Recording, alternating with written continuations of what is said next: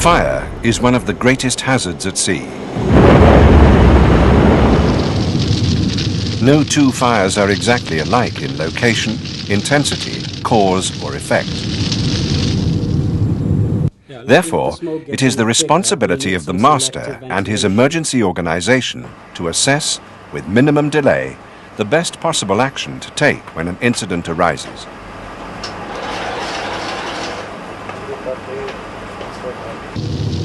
In this film, we will examine command and control from the bridge.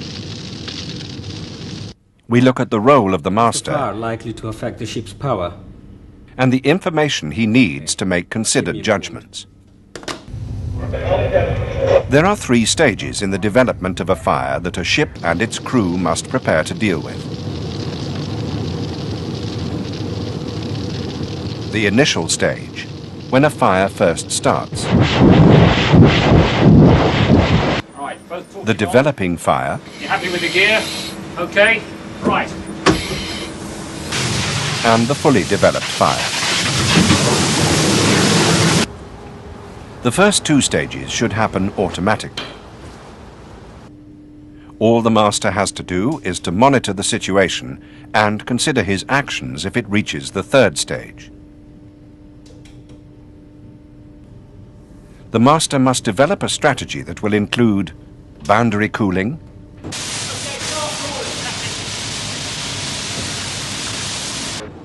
boundary starvation, and ventilation control. Once the fire is contained, he can plan his attack.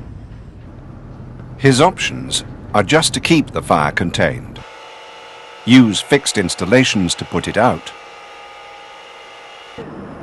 or apply other means of control. Is the fire likely to affect the ship's power? The priority is always the safety of the crew. Keep me informed. Although every fire is different, many of the procedures will be common to all the incidents. A fire has broken out in the stores area of the ship. Attention! There's a fire in the lower bridge deck.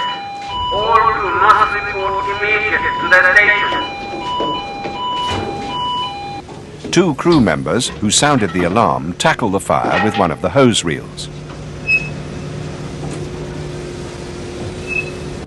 Where possible, and if the area is clear of personnel, the master stops the vent fans and closes the fire dampers by remote control.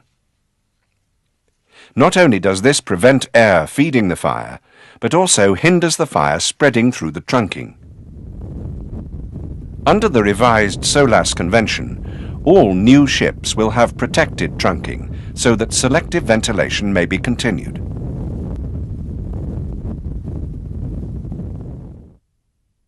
However, sometimes the fire will jump a deck and reappear a few decks higher up. This risk must be taken into account. The master instructs that the engines are put on standby. Standby engines. Yes, Captain, I understood. Yeah. This keeps power available for any change of speed or position in relation to the wind. The engine room informs the master that the fire pumps are working and up to full pressure, and that the emergency pump and generator have been started too. On some ships, the master may use plans of the vessel to assist in understanding the location of the fire and the problems if it were to spread to other areas.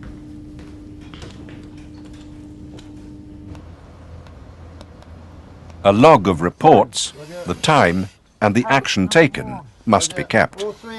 2 men now halfway down the bridge deck. They are reporting that there is increased smoke. Reports come to the bridge from all mustering groups, Keep me informed.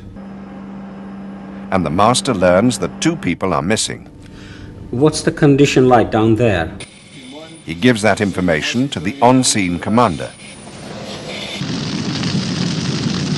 At the scene of the fire, the men who sounded the alarm fight the fire with a hose reel.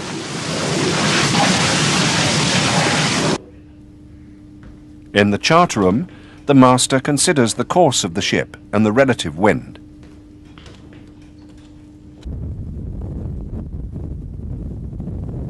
The master contacts ships in the vicinity and the coast radio stations.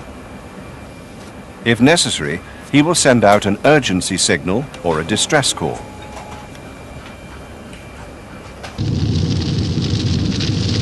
At the fire, the water from the small hose is having little effect. The smoke and steam force the two seamen to withdraw.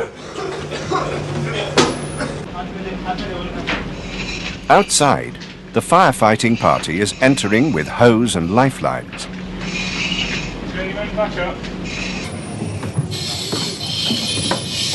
Once the fire is covered by hoses, the master and the attack party leader discuss what selective ventilation may be carried out. On the bridge deck, they are reporting that there is increased smoke and heat. Well, if the smoke gets any thicker, we'll need some selective ventilation. The firefighters come to the fire zone and enter the blazing area, hoses turned to spray.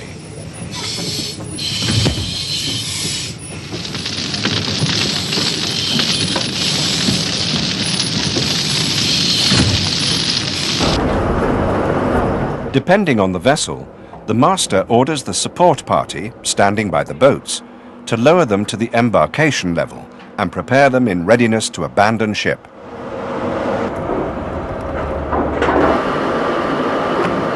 Extra blankets and water are brought up. The plug is fixed in position and the engine checked. SARTs, the EPIRM and portable VHF sets are placed in one of the boats. The bridge is protected by fireproof doors. Nevertheless, the master must always have an alternative command post if it becomes necessary to evacuate the bridge.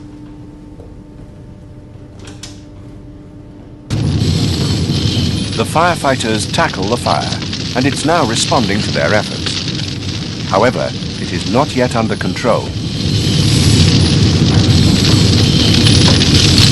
You should put the support team onto boundary cool. The master advises the leader of the emergency party to check various areas to prevent possible spread of fire.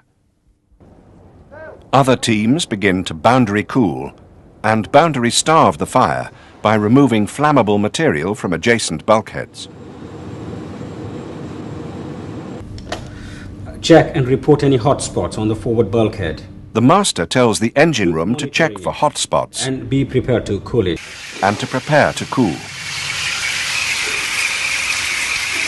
Engine room personnel have an escape route through the shaft tunnel in a cargo ship or steering flat in some ships, so that they can reach open deck.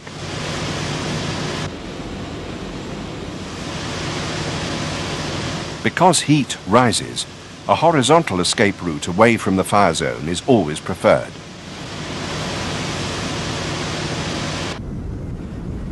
Where large amounts of water can accumulate in a passenger ship or cargo ship, stability becomes a major consideration.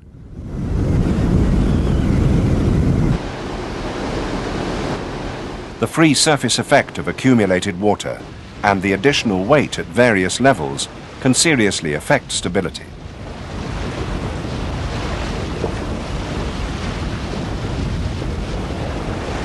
Surplus water should be directed as low in the ship as possible for pumping out.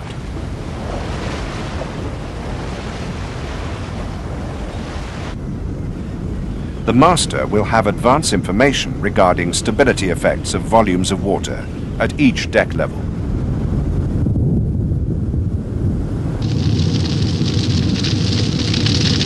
At the fire, the blaze is under control. The firefighters damp it down thoroughly. When the fire is extinguished, the leader of the emergency party reports this fact to the bridge. The master informs shipping, coast radio stations, the owners and the ship managers accordingly.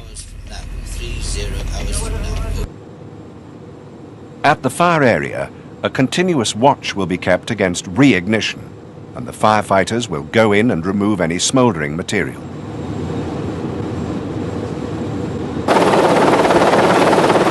Had there been any casualties, the master would report this and make the necessary arrangements to evacuate the injured crewmen from the ship.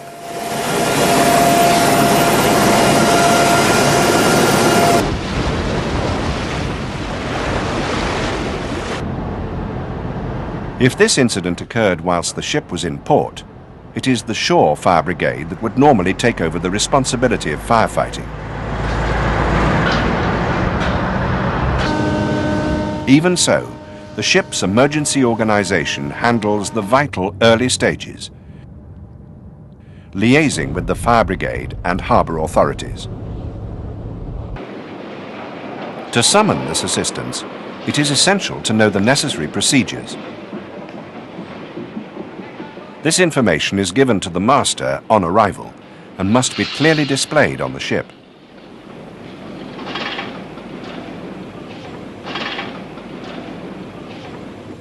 It is a requirement to have the fire wallet available. The fire wallet contains a general arrangement plan of the ship showing full details of the layout, a safety equipment plan giving details of the hydrants, and the fixed and portable firefighting equipment, a cargo stowage plan in cargo ships, and also stability information.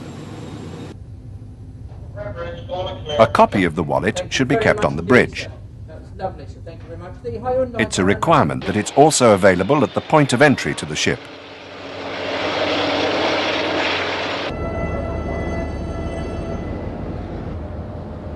The port fire brigade will need to know if anyone is missing.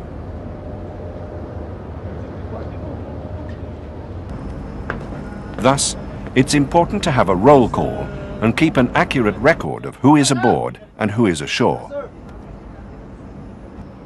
The fire brigade will also expect support from the master and ship staff. The incidents we have seen were varied. They could have happened on a different ship, container ships, ro-ros, passenger ships, and so on. Or they might have occurred whilst the ship was in port, or in dry dock, when half the crew were ashore. Whatever the circumstances, the same basic principles of command and control apply. Time is short when a fire starts. The situation demands quick and decisive action. The foundations for such action lie in efficient organization. That requires mutual confidence, which is the result of thorough training. In a critical situation, each party must know what to do and know that they can depend on others for their own safety. Above all, they must be confident that they can rely on the orders they receive. That is command and control in action. Keep me informed.